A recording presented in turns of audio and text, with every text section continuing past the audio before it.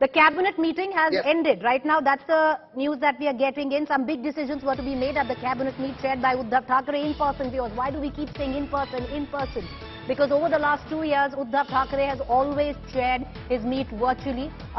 Since the entire turmoil in Maharashtra politics began, we have the excuse of COVID, but before that as well, for various health reasons is what he says. But the MLA say that he was never quite accessible. So that cabinet meeting right now has ended. So has Abhishek Manu Singhvi. Dr. Singhvi's arguments in court. What we are given to understand is that the two judges are discussing amongst themselves. The next in line is going to be the legal defense of Eknath Shinde faction. But the judges right now are consulting each other. And on the other hand, the cabinet has ended. Were there any big decisions? Well, clearly, at least with what we are getting to understand, what was speculated earlier, that Uddhav Thackeray would come out and possibly offer his resignation this time around, hasn't quite happened.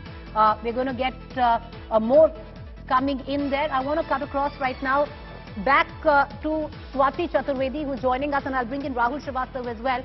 Swati, at least right now it seems that, the rumors were rife that huge possibility Uddhav Thackeray could step down after this cabinet meeting. The cabinet meeting has concluded. No such thing has happened right now. Well, Preeti, I think he's gotten quite a thick skin now. Actually, Sharad Pawar had advised him that don't be so thin-skinned, stop trying to offer your resignation. But, in reality, Uddhav Thackeray may right now be, the Chief Minister of Maharashtra, but he's virtually not even on daily wages, because his government is practically over. It's a lame duck government. And the decisions they've taken today, where they are kind of espousing that they actually have not left Hindutva, are also too little too late. Because, all of these days, for almost 2 years, I've been told that, Uddhav was not very accessible to anybody.